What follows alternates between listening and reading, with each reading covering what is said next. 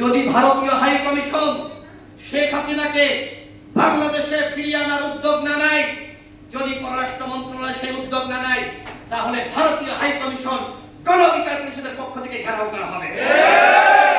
ভারতকে হুঁশিয়ারি উচ্চারণ করে বলতে চাই, এতদিন বাংলাদেশকে ধ্বংস করার জন্য বাংলাদেশকে চক্রান্ত করেছেন, এদেশের স্বাধীনতা সার্বভৌমত্ব ধ্বংস করার জন্য আপনারা পাগল হয়ে গিয়েছিলেন, আওয়ামী লীগকে একটা ভাবে সমর্থন দিয়েছেন। এখন আপনাদেরকে বলতে চাই, বাংলাদেশকে নিয়ে যে ষড়যন্ত্র আপনারা করেছিলেন, আপনাদেরকে বাংলাদেশের জনগণের কাছে ক্ষমা চাইতে হবে। এই মোদী সরকারকে বলবো, বিজেপি সরকারকে বলবো, আপনারা দুঃখ প্রকাশ করুন। এতদিন আওয়ামী লীগকে সমর্থন দিয়েছেন, একতরফাভাবে বাংলাদেশকে নিয়ে ষড়যন্ত্র করেছেন, তার জন্য দুঃখ প্রকাশ করে অনতিবিলম্বে আপনাদেরকে বিবৃতি দিতে হবে এবং শেখ হাসিনাকে বাংলাদেশে ফিরিয়ে দিতে হবে। বাংলাদেশের ছাত্র জনতাকে বলবো, আপনারা সীমান্তে পাহারা বসান।